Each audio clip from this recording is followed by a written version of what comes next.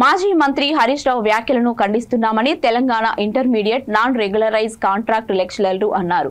ఈ సందర్భంగా ఏర్పాటు చేసిన సమావేశంలో సంఘం అధ్యక్షుడు అనిల్ మాట్లాడుతూ గత ప్రభుత్వం చేసినటువంటి మోసం వల్లే తాము కాంట్రాక్టు ఉద్యోగులుగా మిగిలిపోయామని అన్నారు. కాంగ్రెస్ ప్రభుత్వం వచ్చాక ఇప్పటి వరకు వేతనాలు ఆగలేదని, సీఎం రేవంత్ రెడ్డి పాలనలో మాకు సక్రమంగానే వేతనాలు అందుతున్నాయని తెలిపారు. కావాలనే హరీష్ రావు కాంట్రాక్టు ఉద్యోగులపై ప్రభుత్వానికి వ్యతిరేక భావం ఏర్పడేలా వ్యాఖ్యలు చేయడాన్ని ఖండిస్తున్నామని అన్నారు. ప్రభుత్వ జూనియర్ కాలేజీల్లో వొకేషనల్ విభాగంలో 411 మంది అధ్యాపకులకు క్రమబద్ధీకరణ చేయాలని రాష్ట్ర ప్రభుత్వాన్ని వేడుకున్నారు.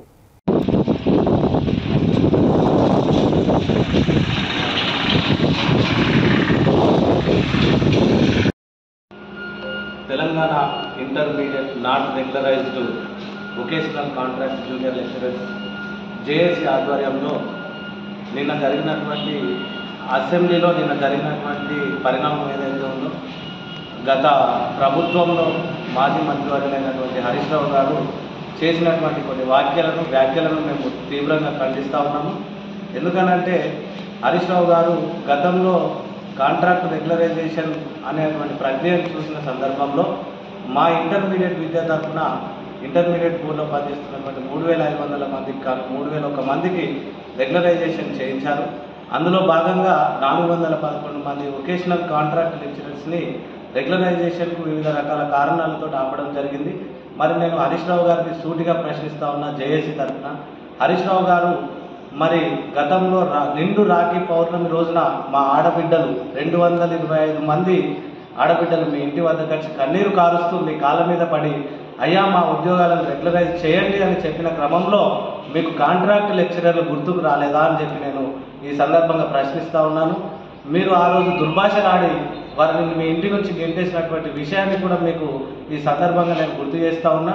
అదేవిధంగా మరొక్క మారు 411 మంది కాంట్రాక్ట్ లెక్చరర్లు మిమ్మల్ని కలవడానికి మీ ఇంటి వద్దకు వస్తే గేట్ బయట నుంచి దుర్భాషలాడి వెళ్ళగొట్టి మీరు వెళ్ళిపోయినటువంటి సందర్భంలో మేము రాత్రి 11:30 వరకు మీ ఇంటి దగ్గర మీరు వస్తారని మాకు న్యాయం చేస్తారని ఎదురు చూసిన రోజు మీ అంగబలంతో మీ అధికారంతో మీ పోలీసులతోటి మమ్మల్ని అరెస్ట్ చేసి బయటకు గెంటేసిన రోజు కాంట్రాక్ట్ లెక్చరర్లు మీకు గుర్తుకు రాలేదా అని చెప్పి నేను ఈ సందర్భంగా ప్రశ్నిస్తూ ఉన్నాను.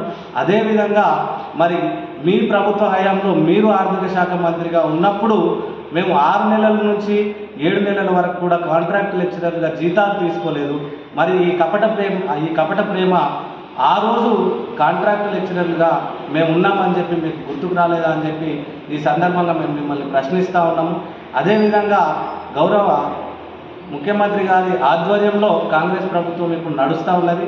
మేము జీతాలు రాలేదని చెప్పి ఎవరిని కూడా అప్రోచ్ కాలేదు, ఇప్పటిదాకా హరీష్ రావు గారిని కానీ ఎవరిని కానీ కలవలేదు.